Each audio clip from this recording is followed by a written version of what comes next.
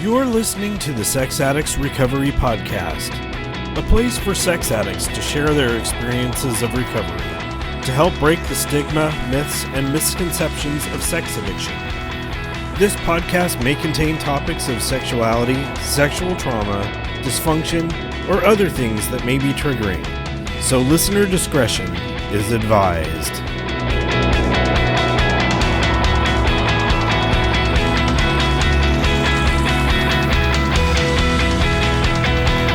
Hello, and welcome to the Sex Addicts Recovery Podcast.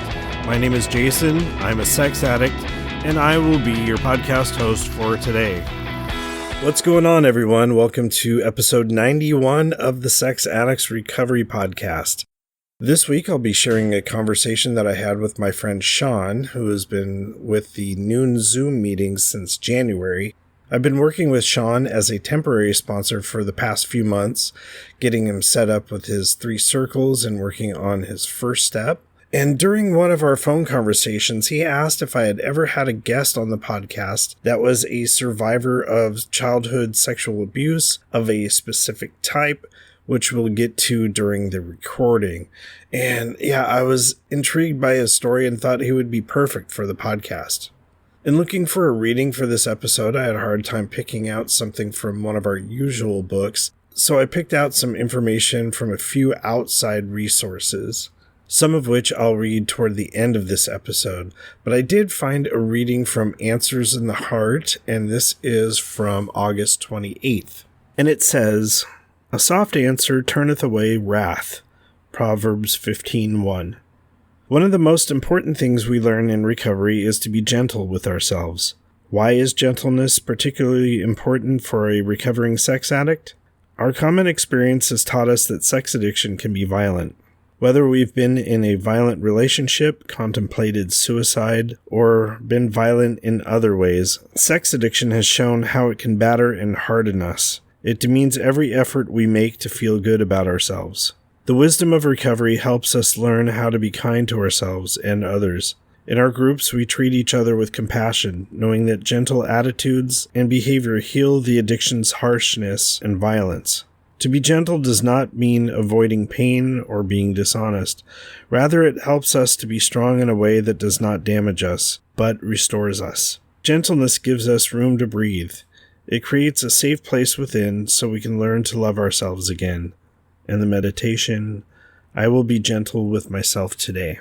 So I was originally looking for readings on shame and guilt, but I couldn't find what I was looking for, so I thought gentleness would be a perfect segue into a few articles.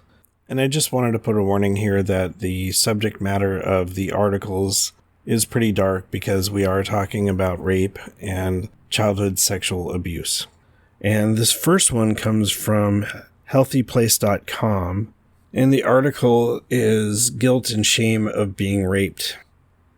Although what happened to them was not their fault, many rape survivors experience both guilt and shame after being sexually assaulted. Many people think of guilt and shame as the same thing. They are, however, extremely different. Rape survivors feel guilty for the most part because they feel they did something wrong which caused them to be sexually assaulted. They feel guilty because it seems like their actions caused the assault. Shame is what prevents many survivors from speaking about what happened to them. Shame is an attack on the survivor as a person. It is the feeling you get when you are sure someone will think poorly of you because you were assaulted. Shame is longer lasting and ultimately more dangerous than guilt. And again, these are outside resources, articles that I found looking up information on survivors of childhood sexual abuse. So this is not SAA's official stance on the subject, but I thought it was important to read it here on the podcast. During our recording, Sean talked about the guilt and shame of enjoying the feelings and stimulation as a child at the hands of his perpetrator. I've heard it on other podcasts and in this article that says that this is common. And this comes from Pandora's Project, which is pandys.org, Pandys. A sexual response or orgasm in the course of sexual assault is often the best kept and most deeply shameful secret of many survivors. If you are such a survivor, it is essential that you know that sexual response in sexual assault is extremely common, well documented, and nothing for you to be ashamed of. And then they have a quote from Aphrodite Matsakis. The actual notes from where this quote comes from is on the article page. So Aphrodite writes about sexual arousal or orgasm in rape. Before you chastise yourself for one more minute, remember that your sexual organs do not have a brain. They cannot distinguish between a mauling rapist or the gentle touch of a lover. They simply react to stimulation the way they were physically designed to respond. If you climaxed or had other sexual response to the rape, this does not mean that you enjoyed it. So again, I thought this was so important to share this information at the beginning of this episode, as we do get into childhood sexual abuse. And I will be providing links for these and a few other articles in the show notes. And at the end of this episode, I'll also be talking about RAINN.org. RAINN is Rape, Abuse, and Incest National Network. And there's a little bit of an article that I'll be reading there, but up at the beginning of this episode, I wanted to read part of that just after reading some of those previous articles. You might feel guilty about not having been able to stop the abuse, or even blame yourself if you experience physical pleasure. It is important for you to understand that it was the person that hurt you that should be held accountable, not you. So with all of that information out of the way, I am now ready to share my conversation that I had with my friend Sean. Here it is. I hope you enjoy it.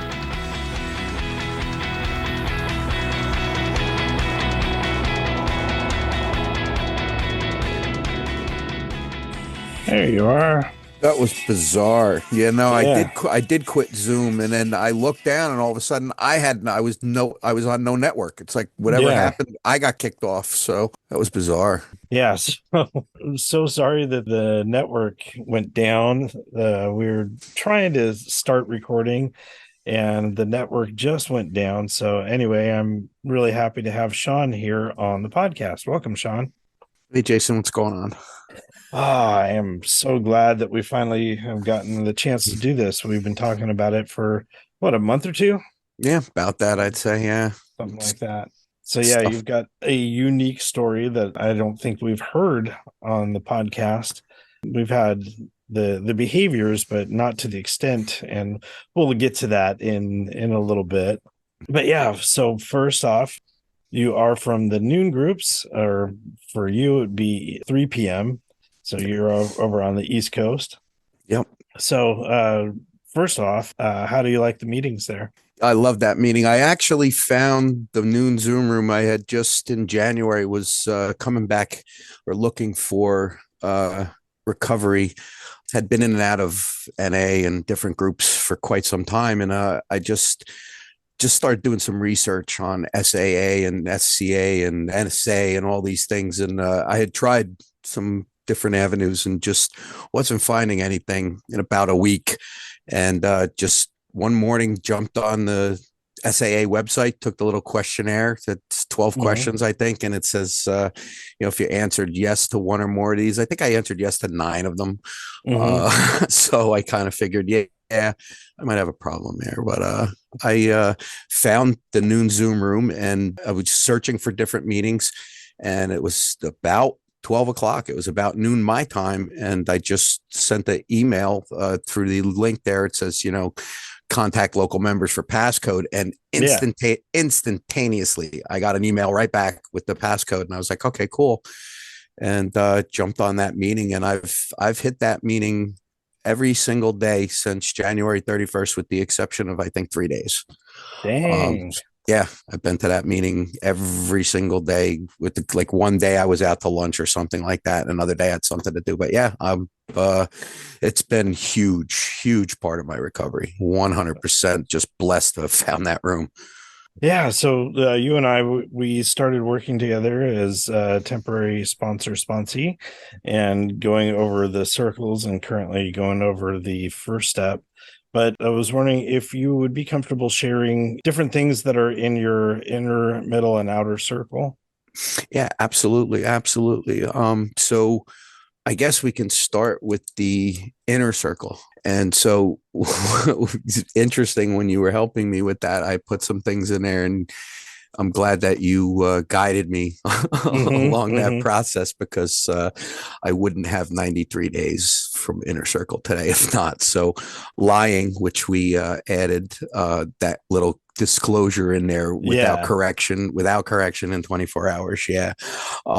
Yeah, of course, fantasy, masturbating to any fantasy, pornography, and actually for me, any masturbation of any type that is focused on any past behaviors with partners. It's a very sensitive subject with me. Masturbation is only permitted if my mind is clear and I'm thinking of nothing. It's just literally an act of release, Mm-hmm. whether it be in the shower or something like that, but no thought process of any sexual behavior with masturbation. That's in my inner circle. Of course, rage, which is a big part of my story, Yeah. and you helped me with that as well. So Yeah. any unprovoked rage or rage left unchecked, which would have been one of my slips that we recently Yeah. Yeah. discussed. We talked about that just a couple weeks ago.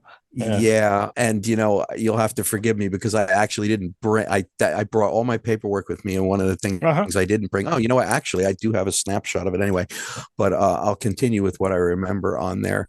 Any fantasy or euphoric recall, things of that nature, running away, whether that be physical from a confrontation or in fantasy, things of that nature, objectifying women, lustful obsessing, compulsive and excessive masturbation, judgmental assault, which we just Mm-hmm. discussed. So that was reworded. And I just put on there my old phone, which was a Oh way, yeah. the old phone, which was a way of me. Actually, the last time I acted out was I promised myself when I got my new phone I was never going to look porn on it, and I haven't. But right before I came into the program one time, that was the last time I acted out. I pulled out my old phone and still had an internet connection that was connected to a phone, but I looked at porn, and Mm-hmm. that was 114 days ago. Wow. The middle circle, we had smoking, self-medicating, masturbation with a bunch of asterisks next to it, which we've just already discussed. Mm-hmm. It cannot be for any other purpose but as a physical release. TV or video games, excessive phone slash apps, which were somewhat of a problem at the end, but Mm-hmm. not my story. Like, and I hear a lot of guys. I'm kind of old school, so Yeah. apps really Yeah. You and me both. apps didn't it didn't affect me that much. It was mostly just looking at videos, and then daydreaming, over or binge eating, and fantasizing. Those were my middle circle behaviors. And then the outer circle, which I definitely am still working on trying to spend more time in, Mm-hmm.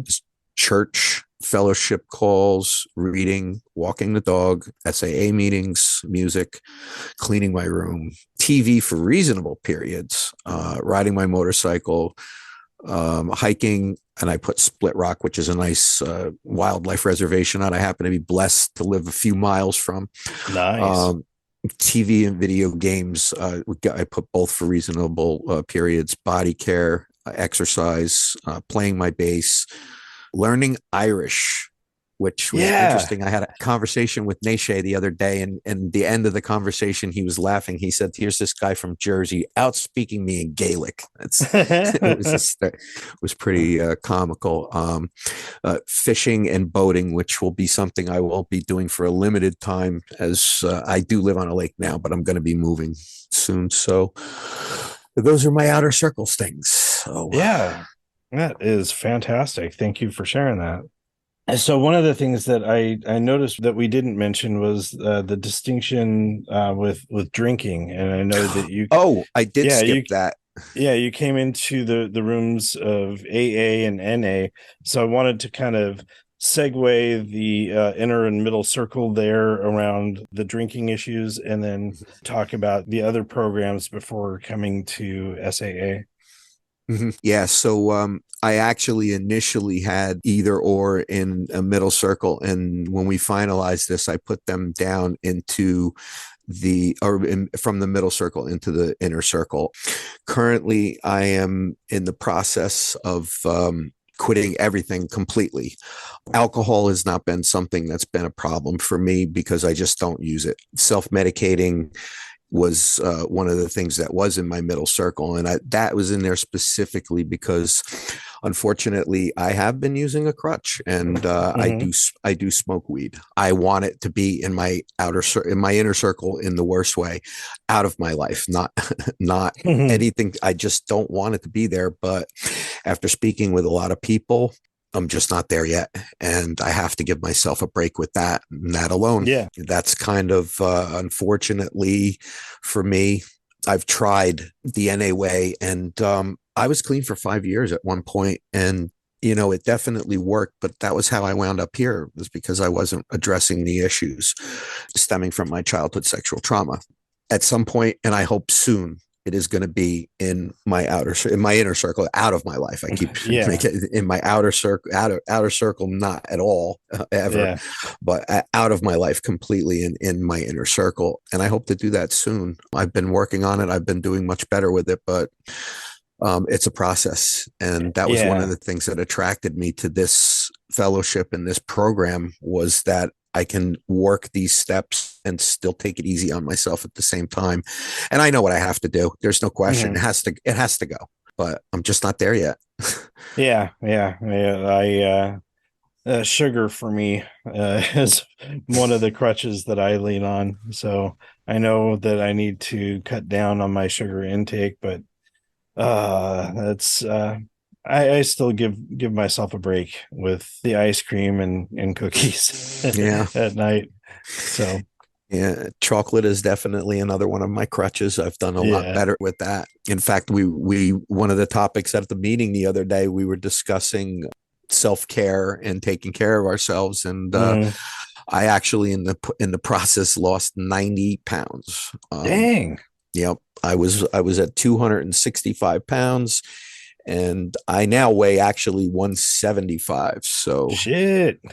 yeah, yeah, Good job. that was a tough one, but it had to be done. My doctor told me I was morbidly obese, and Yeah. so heart attack waiting to happen was his exact words. So Yeah.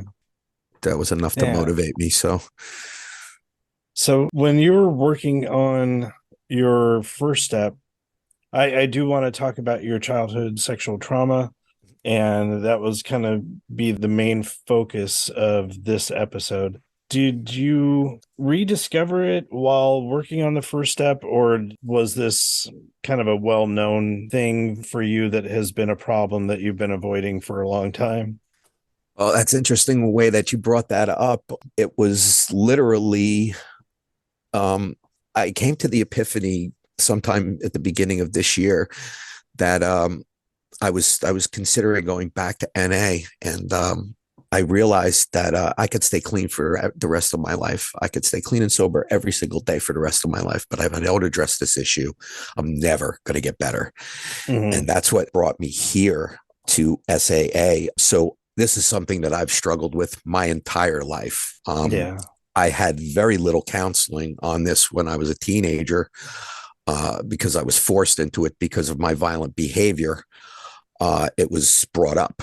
They Mm-hmm. basically, I was forced into therapy by the school because of acting out violently, Mm-hmm. and in the process, the counselor just drilled me until he finally got me to admit what happened, and that was the first time I ever told anybody. Wow. I believe I was 13 years old, and I was in counseling, and this guy, God bless him, he just kept at me. He knew something was Mm-hmm. wrong, and I wasn't telling him. He just relentlessly, just verbally beat it out of me, and it was a good thing he did. Unfortunately, he did tell me, because I was 13. Legally, he was not allowed to tell my parents, Oh wow. and he told me that I had to tell my parents. I did not for another probably 15 years or so. I was in my late Sheesh. 20s the first time I told my father, And I remember my father's words. He said to me verbatim, "Thank God you didn't tell me this 10 years ago, because if you did, I'd have gone to Jersey City and put a bullet in his fucking head." Wow. It's Damn. exactly what my father said to me. Jeez. Yeah. So, without beating around the bush anymore, let's get into it. What is the source of your childhood sexual trauma? So as I started putting in my first step presentation, and I'll read the first line of it because it's really the relevant opening to everything that happened. And as I wrote it, it says, "The earliest recollection I have of my first sexual encounter, I was about 5 years old. I recall feeling three specific things about it.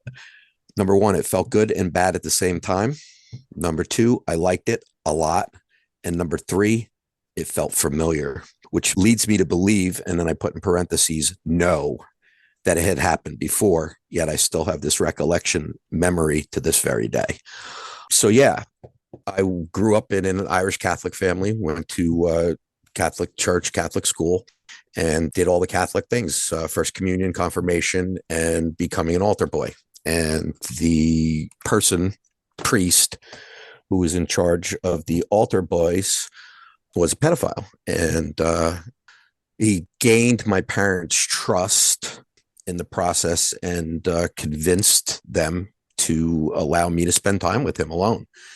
And that was the very first recollection. I was about 5 years old, and I was left to spend the night with him. And I remember vividly to this day, I still remember that he came out of the shower with no clothes on and performed oral on me. And that is something that's it's a nightmare that I still have to this very day. I still remember it. It went on again, this is back in the day, and it wasn't as widely known as it is now. And so, my parents didn't suspect that anything was wrong because I was just going to, visit this guy who I happened to be on the basketball team and an altar boy. So he had his reasons, so to speak, to spend time with me and coach me and things of that nature. And that's exactly what he did. And it went on until I was about 10 years old. We moved out of Jersey City. That's where I was born and raised. That's where it happened. It was a weekly thing. Wow. And I remember as it progressed, which goes on further in my story, that I actually became the dominant one in this relationship and going on to tell him what to do, when to do it, and how to do it. And that continued until I was about 10 years old, like I said, and we moved. But prior to that, I do remember one specific thing that I actually have to add into my story. As I've been going over this, there was one time in specific that I remember, and I call it what it is now. He was actually about to trade me to somebody. He had met me for some reason, and we were together. And Jersey City is a pretty tight place. You could walk or take a bus anywhere you needed to go. And he brought me to somebody's house. This guy, I remember this disgusting guy, and he was going to leave me with this guy to do God knows what. And thank God at that time I was about 9 years old, and I literally said, "Hell no." And I took off. But I'm certain at that point he was about to share me with one of his little buddies. But I fortunately was old enough to fend for myself at that point and took off. As you can imagine, by that age, I grew up pretty quick and pretty hard. So by 10 years old, I had experienced a lot of things that most people shouldn't and don't. But yeah, I stood up for myself in that occasion, and I wasn't about to be shared. There was a couple instances I remembered where he took me over to his sister's house, and I'm pretty sure he was molesting their kid too. They had his sister had a boy and a girl, and myself and the girl were left to watch cartoons while he spent time alone with his nephew. So I'm pretty confident that I know what was going on as well. In fact, that was another one of the places that he took advantage of me, so to speak, and violated me, was at his sister's house. He also took me out of the country. He took me to Canada. What? Yeah, Wow. he took me to Canada to visit his relatives, and that was one of my other recollections, that he actually performed oral on me on the back of a bus on a ride to Canada. Jeez. There was nobody else on the bus, and the thing that I had the hardest time facing for the longest time was that I provoked it. Hmm. And that was a lot of my story, was the shame and guilt, because I liked a lot of what was happening. There was a lot of Mhm. there was a lot of control, and it felt good. A lot of confusion behind it, and a lot of shame and guilt, because at Definitely. the same time I knew it was wrong. But he turned me into a sexually active person by, by Hmm. 10 years old. By 10 years old, I was seeking other partners, and that's not normal. No, no. I was at a meeting once, and this guy, we're going through one of Patrick Carnes' books, and I found it very interesting the way that the brain works. I didn't realize that from the first time this guy started doing that to me, I was actually an addict to dopamine. Oh, yeah. At 5 years old, I became a dopamine addict. Sheesh. Yeah, Add that yeah, to the list of chemicals and things. yeah. Well, I mean, no wonder I always was chasing some kind of a hit. It just makes sense now. Yeah, so yeah, we moved out of Jersey City and up to this lovely country in the woods in northern New Jersey, little town called West Milford, and Hmm. that's Hmm. where my acting out really started to take off as a teenager, as a young man.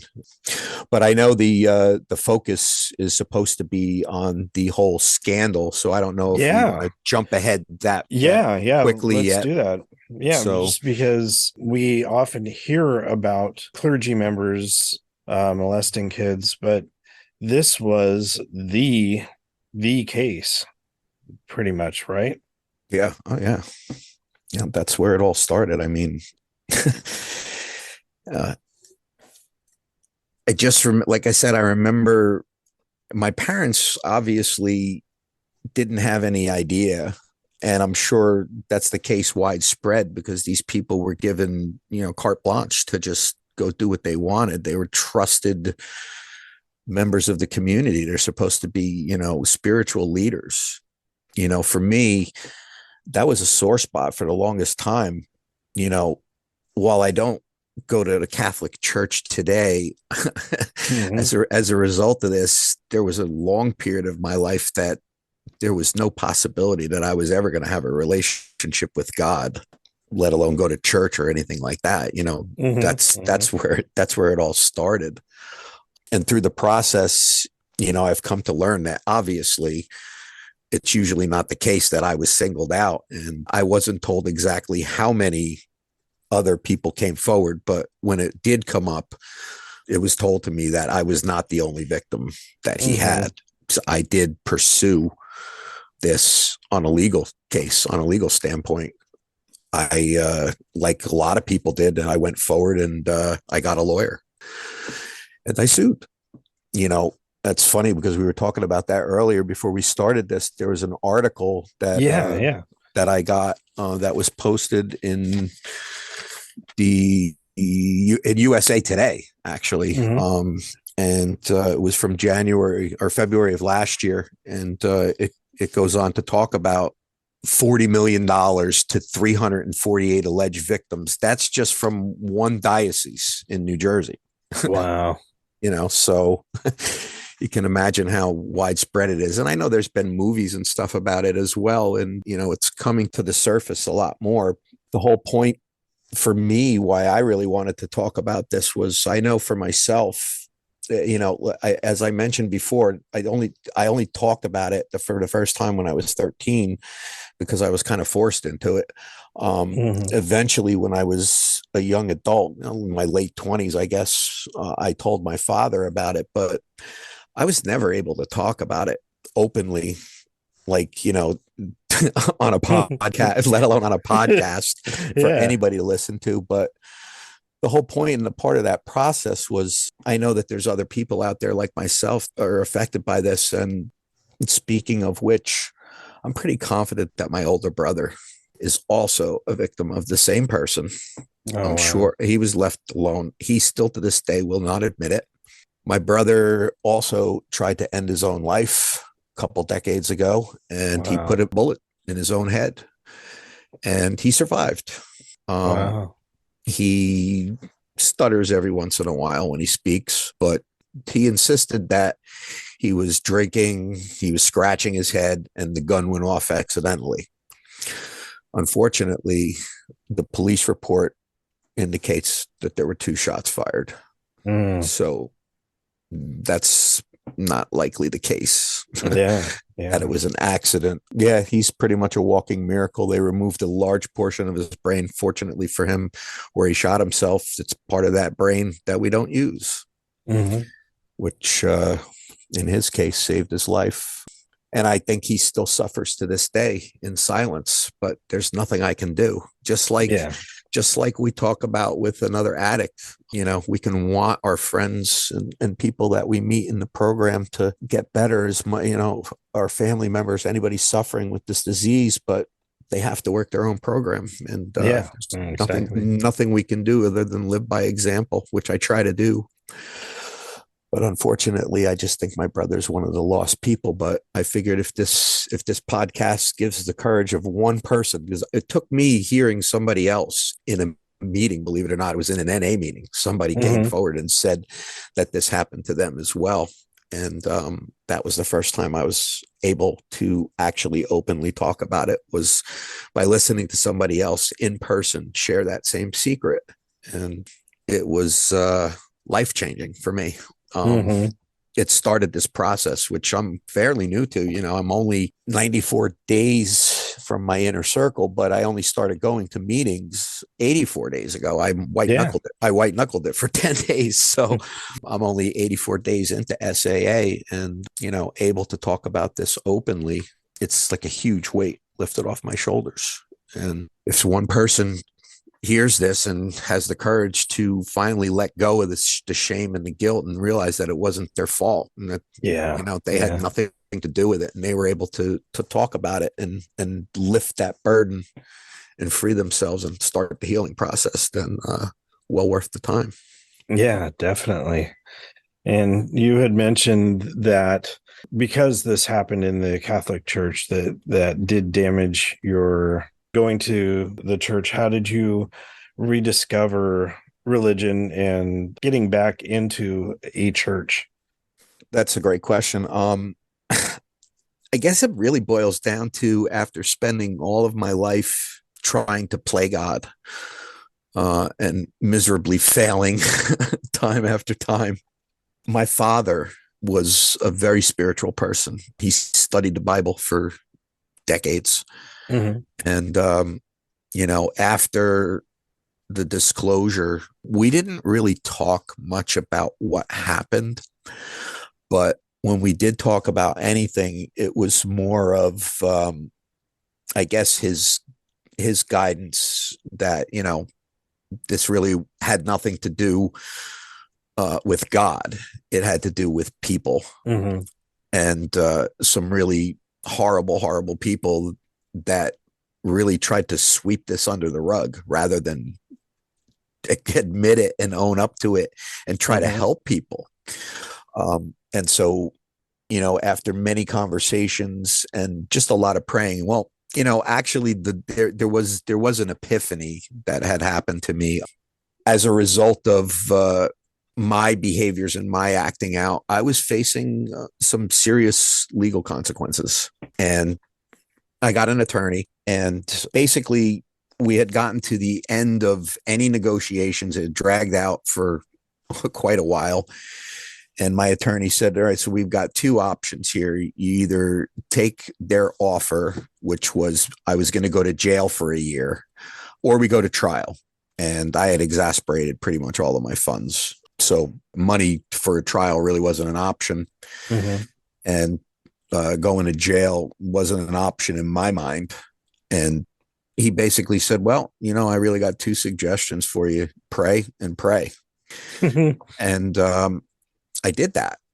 And I actually, for the first time, I think ever, because, when I was a kid, I went through Catholic school. We went through the rituals and all that, but I was being abused at the same time. So it really didn't make any sense to me. Mm-hmm. It was a very mixed message, so to speak. Mm-hmm. Um, say 10 Hail Marys and go get abused. No. So I got on my knees and I said, God, I know you exist. I've always known that in my heart. I know it's there. I know you exist. I don't know you, but I can't do this. I can't do this anymore. And for the first time in my life, I had thought previously about taking my own life, but I was too much of a coward. I would have never done it. But this time I was pretty desperate, and I wasn't able to face what I was facing. I just couldn't handle it. And so I got down on my knees humbly and I prayed. And I said, I don't know what I don't know who you are. I know you're there. I know you exist. You got to show me a sign. You got to do something. I can't do this. I can't take this. I'm thinking of just ending it. I'm at my end. Can't do it. And literally, not even 15 minutes. It was probably about a little over 10 minutes. The phone rang. And my attorney was on the other end of the phone. He didn't say anything. He said, have you been praying? And I said, yeah, I've been praying. Why? And he said, well, your prayers have been answered. You're getting probation for 5 years. For 5 years. And you have to enter a treatment program, and you have to do this and you have to do that. And I just looked up and I said, thank you. Wow. Yeah, definitely. So that's one of my testimonies. I mean, I know from personal experience that there's been many occasions that I should have been dead. There's no question. Drug overdoses, car accidents. There was a violent car accident that there's no way, no possibility that I should have walked out of that car with a broken toe and some glass in my head. Yet that's all that happened to me. And that was my higher power, which I choose to call God. Mm-hmm. Was basically saying, nope, not yet. Yeah. Not your time yet, pal. Yeah. So you had that before getting into 12-step recovery? Oh, yeah. Yeah. Well, I mean, yes and no. I had gotten into AA a long time ago. When I was a kid still, I was stupid. I got a DWI, then I got another DWI, which jokingly, I wasn't drunk with the first one. The second one, yeah, I should have gotten the second one. But the first one was a setup. It was a joke. In fact, if I had money, the lawyer told me I guarantee you that I can beat this. Guarantee you. They haven't calibrated their machines in years, all this. He said, this is a setup. It's clearly a setup. I lost my license for 6 months. I got the minimums on everything, but I didn't have the $10,000 that he needed to just beat it. Yeah. I just didn't have it, but he could have clearly beaten it. But the second one, yeah, I was drinking and I shouldn't have been driving. But I got into AA because I was basically forced into AA. And the second time I went in, I stayed for about a year. I completed all 12 steps. my sponsor was very progressive. We did like a step a month, which I can't say that there should be a time set for anybody, but I know for me, fourth step is not getting done in a month. There's no way. Just no way. Yeah. It's not if it's a thorough fourth step. Yeah. Not if it's getting done correctly. It's not getting done in 4 weeks. No. Yeah. Not going to happen. But yeah, so the AA thing early on, that was really just an introduction. I wasn't taking it seriously. I celebrated 1 year and I got up AA. I haven't drank in a year. I smoked a joint in the parking lot at that meeting, serious. I wasn't serious about it. I just wasn't. When I got into NA, I did get serious. And I actually, like I said, I was clean for 5 years. I also had the impending doom of probation hanging over me. And if I screwed up, then I could possibly do jail time. So that definitely made it easier for me. Yeah. It was a gift of desperation. Yep. The motivator. Sure. But again, as I earlier mentioned, it wasn't until January this year that I realized that I'm just sick and I'm not getting better. But definitely never thought based on what happened at the hands of the Catholic Church, that I would ever go back to God. I played God for many, many years, and it just doesn't turn out well. It really doesn't. Mm-hmm. Mm-hmm. Oh yeah, I'm so glad that you found something that works. Unless you had any more to share about the childhood trauma and the Catholic Church, I did want to kind of shift to more outer circle stuff as we round out the end of this podcast. Sure, sure, absolutely. It's something I'm working on. One of the things that I definitely have no issues, no reservation, and is probably the most active part of my outer circle is meeting attendance and Mm-hmm. fellowshipping and working with other addicts. That's something that comes pretty naturally to me. Um, I'm a firm believer, as it was told to me when I came here, that you can't keep what you have unless you give it away. Mm-hmm. And that's basically part of the principles of this process and this fellowship. I realized that working the steps in order with a sponsor is definitely something that has to be done, Mm-hmm. and done for a reason. But I've also learned through many, many years of coming in and out of these programs in these rooms that the first three steps and the last three steps are something that I really should be achieving and practicing on a daily basis, Mm-hmm. right? So the first three steps I have to look at pretty much every day to continue. And the last three steps is part of what we were getting to with the outer circle stuff. I definitely need to work on doing some more of the other outer circle stuff, like the hiking and Mm-hmm. I walk my dog every day. That's just something Yeah, I'm yeah. always going to do. But actually going on hikes versus just going for a quick spin is a big difference. And I struggle with the outer circle stuff as far as just doing things for enjoyment, like the Mm-hmm. fishing and the biking and the boating and the riding the motorcycle, which that has to be on a temporary pause right now because I have a physical injury that prevents me from doing it. But neither here nor there. It's definitely something I need to work on. But what really does come easy to me is, meeting attendance and working with other addicts. And it's been a lifesaver for me. It really has.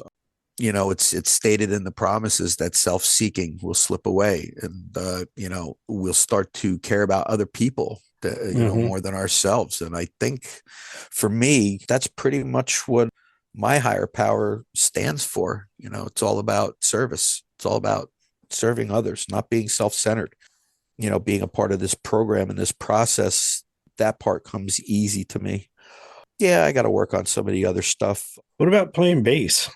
Thank you. I need to kick in the ass with that. Nathan yelled at me the other day. Or I shouldn't say yelled at me, but he's like, "Did you pick it up yet?" Because we were talking Yeah. about that. That kid's doing great with his shows. He's going to see Iggy Pop on Thursday now too. Oh, geez. Just went to Neil Young last night. It's like, come on, Yeah, or and the he night went before. Yeah. to Mastodon and Gojira. Yep. Going all, Jeez. yeah, he's hitting shows like mad. And I'm a little, I won't say jealous. I'm a little envious. I Yeah, yeah. definitely want to get back Me into that. too. But I think that's something too that coming up this summer, now that it's getting nice, I'm sure there'll be some good shows at the Stone Pony down at the Asbury Park, and do some good outdoor shows. But yeah, the outer circle, the way that I'm learning, is going to keep me away from the middle circle, which is going to keep me away from the inner circle. Far away from the inner circle. Yeah. So yeah, definitely a work in progress. I was talking to another friend of mine today, and electronics was my industry for a long time, and I'm Mm-hmm. actually considering, until this whole disability thing goes down, and maybe getting back into that part time, and going and doing some stereo installations, things of that nature, Yeah. which limited to what I can do, but I definitely could get involved with another team of people doing it, and that would probably be another outer circle thing, and a paycheck at the same time. So, Yeah. but yeah, I am scheduled to go to EMDR Oh intake yeah, yeah. again this Friday. So I'm hoping, with the combination of the EMDR and my spiritual journey and the fellowship, all combined, I'm attacking this disease from 3 different angles. And Mm-hmm. and I'm kind of praying that that's the magic potion that's going to keep me going this time. Again, And I think I could address all the other symptoms like the drinking and the drugs that are rapidly leaving my life. But if I don't address this first and foremost, yeah, then it's I'm kind of never the really root going to of get it. better. Yeah, never going Yeah. to get better. But yeah, looking forward to the EMDR. I hear that that's been a big help for a lot of people in my position. Mm-hmm. Mm-hmm. Definitely. Yeah, I haven't done it, but a lot of good things about that. One of the other things when we were talking about going to shows and stuff is a lot of our phone conversations move from step work into talking about music and stuff. And it was a blast to hear that you knew a bunch of Tool stuff. So Yeah, as a Tool fan, I'm just like, yay, another Tool program friend. yeah, absolutely. Well, that's interestingly enough, that was the I heard when I was looking for a temporary sponsor to try to get started with this, you were on the meeting and you were wearing a Tool t-shirt Mm, and you were talking about the podcast and I said, I bet you that guy's really too busy to take on any sponsors. I'll ask him. yeah. Yeah, kind of, trying to delay the process, go through the motions, but not have to really do any of the work. Just kidding, but but yeah, I just thought that was an interesting thing that could break the ice and start a conversation. And Yeah, definitely. yeah, it's been a pleasure so far. Looking forward to going through the rest of it and the first step presentation as well. Yeah. A little nervous Yeah. about it, but you know, again, same principle. If somebody else is suffering with that silent secret and they just haven't Hmm. had the courage to let it go yet, and they hear somebody else talk about it, and it opens up an avenue for them to get the courage to talk about it and start to heal, then that's what we're doing here, right? Yeah, as busy as I am, I try to leave myself open for temporary sponsorship where I get people that are brand new to the program set up with their circles and getting started on the first step. And then from there on, I can't guarantee being able to have the time and capacity to work with anyone, but I want to make sure that people start on their steps as soon as they can. And so, yeah, I'm definitely looking forward to when you get your first step all completed, and we can do a presentation pretty soon at the noon meetings. Yeah, yeah, looking forward to it. All right. Definitely. Was there anything else that you wanted to share before we wrap this episode up? No, I think that about covers it. Like I said, I appreciate the opportunity. As we discussed, it's really been a pleasure working with you. And yeah, hopefully, somebody that's still suffering in silence doesn't have to suffer anymore. And that's Yeah. the only advice that I can give anybody that has been violated as a child. It just seems to be that thread, and everybody I've talked to that's come clean about this for years, we always felt like it was our fault. Yeah. And Yeah. and just very, very difficult to talk about. But I can promise you, as hard as it seems to talk about, once you do, it really just starts to ease that burden. And it's a corny old cliche, but like a huge, huge weight lifted. And Hmm. just the courage to open up and talk about it and address it. And once I was able to do that, and I'll close with this, that was when I turned the corner and I changed from a victim of childhood sexual abuse to a survivor of childhood Mm. sexual abuse. Hmm.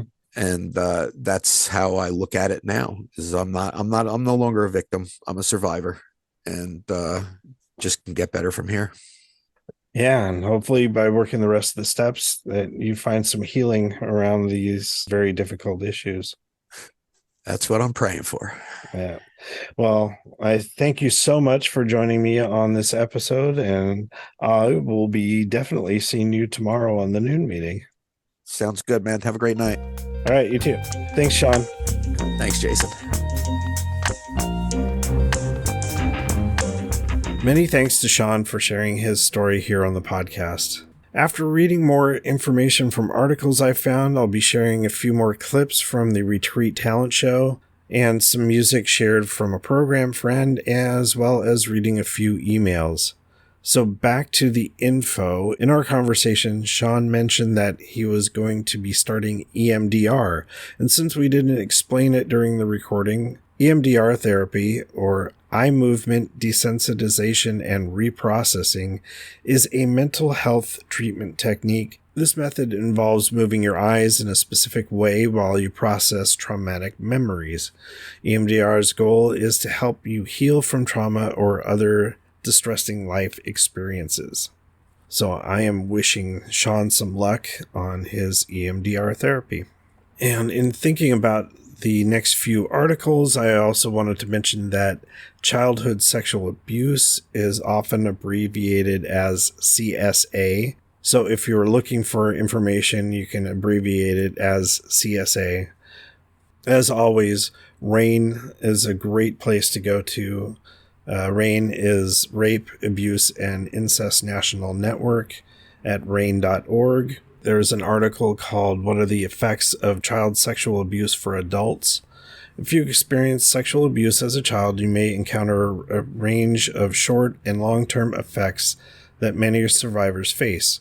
Adult survivors of sexual abuse may have some of the following concerns that are specific to their experience. And I'll just read the main categories here. There's more information there. Guilt, shame, and blame, intimacy and relationships, and self-esteem.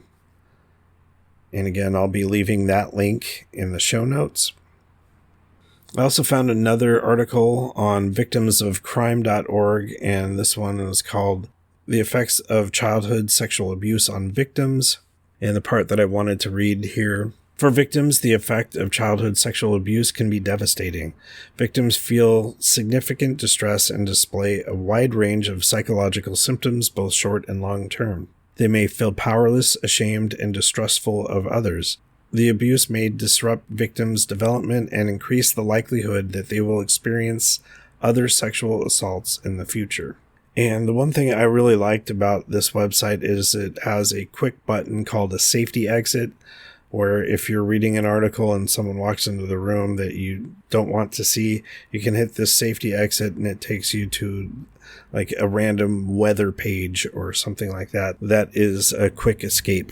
And lastly, since suicide was mentioned in this episode, I wanted to say that if you are in suicidal crisis or emotional distress, please reach out to the National Suicide Prevention Lifeline, which is 800-273-8255, or visit the website suicidepreventionlifeline.org.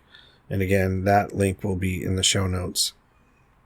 That was a lot of heavy stuff, so I wanted to lighten the episode with some clips from the talent and no talent show from this year's Bay Area retreat. And the first one that I wanted to play is a very cool musical performance featuring 4 hands playing a keyboard. This featured a couple of the people that were in the barbecue band that I played on a previous episode. A nice jazz piece. So anyway, here it is. All right, up next, we have Bill L. and David S. with some piano. And Mark. Give it up for Mark. Mark V. and Alex. And Alex. It's my birthday. Happy birthday. And just protection. Okay. Shout out to Armando. That we have a piece also by a Latin American composer who is famous for doing tangos. Piazzolla is his name, Astor Piazzolla, and it's one of his more famous tangos called Libertango.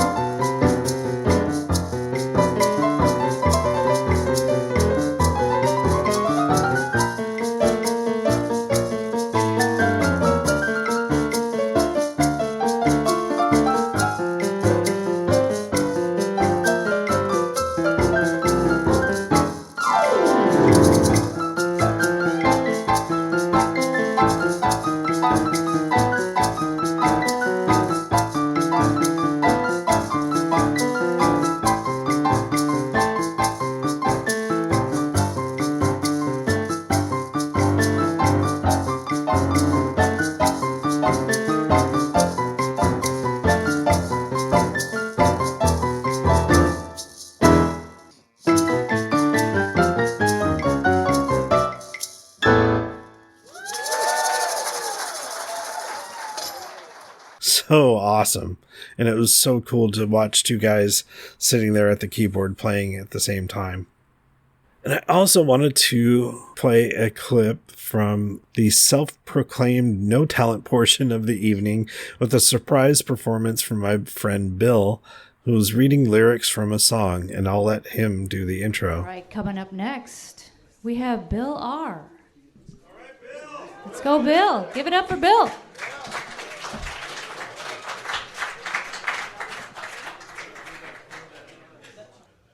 Hi, I'm Bill R.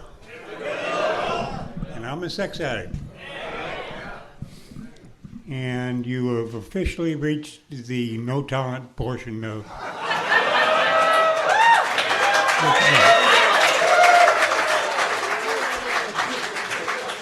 I'm going to do a piece called A Prince in His Panties. It has nothing to do with sex addiction. I stole it from Mason Williams' phonograph record. I don't know how many years ago, but many. Once there was a prince who acted strangely in that he thought life was stupid, and it was for him, so he made up a world in which he liked the things we like, but he had different reasons why he liked them. He liked butter for its color. He would order toast in color. Waitresses confused with other, "Sir, I've never heard of toast in color." He'd get angry and begin to choke them. The law would come and they'd arrest and book him. Still, he kept it up. He had dogs, 100 Cocker Spaniels, and he called them panties because they did that mostly. And he did not care at all if they would bark and fetch sticks, run and jump, roll over, and play dead tricks. No, he liked them only for their panting. One day they got fed up and chased the prince right up against the fence, and the prince was eaten by his panties.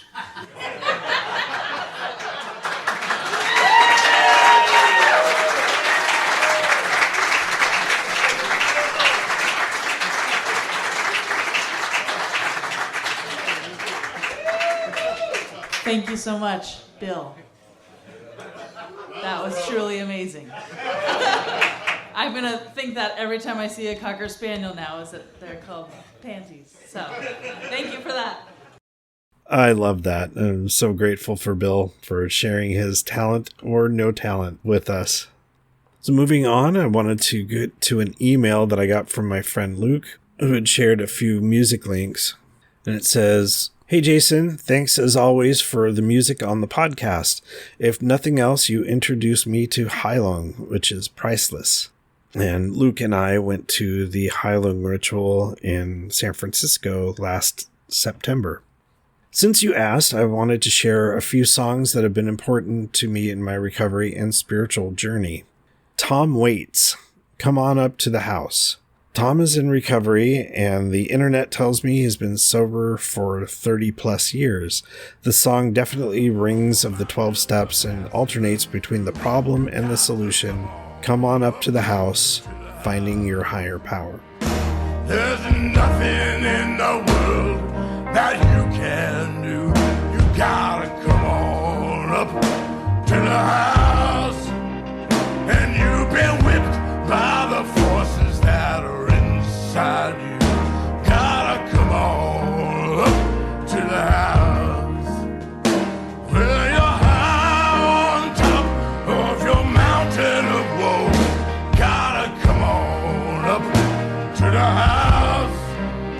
Well, you know you should surrender, but you can't let it go. You gotta come on up to the house. Gotta come on up to the house. Gotta come on up to the house. The world is not my home, I'm just a passing through. You gotta come on up to the house.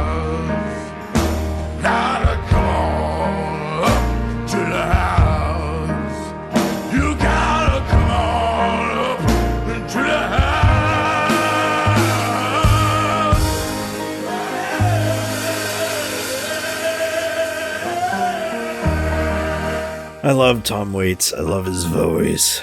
So awesome. Anyway, this is another great tune that I can add to my spiritual playlist. So thanks, Luke. And so I have just gotten around to answering my old emails and trying to schedule new guests for the podcast. I've gotten quite a few requests, so please be patient with me and I'll be responding soon. But there is one that I wanted to read this week. And it says, "Hi Jason, my story of recovery started December 27th, 2022, when I disclosed my infidelity to my husband the day I received a call informing me I had an STI. I was extremely nervous when I disclosed my acting out to my husband, but I knew it was the right thing to do. From there, I didn't know what to do. I was lost. I was kicked out of the apartment I shared with my husband, but I knew I had to change. In my research, I stumbled across a mention of sex addiction. I was nervous to pursue more information about it. Who would want to be a sex addict? But your podcast was a big part in my education about sex addiction. When I listened to the podcast, I finally felt understood. And so on January 9th, 2023, I attended my first SAA meeting. I'm so glad I did, and I'm so grateful for the work you do on the podcast, which helped me gain the courage to take the first step. I get extremely nervous when sharing at meetings, but I know it's the right thing to do. During my time in the program, I've been attending at least one meeting daily since January 11th. I was lucky enough to join an LGBTQ newcomer workshop where I met my sponsor and was able to work through steps 1 through 3. I've started attending meetings for the LGBTQ Outreach Committee to help get the word out to addicts still suffering. I've chaired a few meetings and I've tried to do my part wherever I can. I want to give back to the program that gave me so much. I work through my anxiety to try to be the best version of me that I can and to help others with my experiences. I'm finding the courage to be open and honest in this program to share my experience, strength, and hope. With that said, I've recently finished listening to all 88 episodes of the podcast that are currently out. As nervous as I am, I'd like to get out of my comfort zone and offer to be a guest on the program. I can share my experience as a gay man in the program, also about my experience growing up in a traditional Mexican family and all the machismo that comes with that.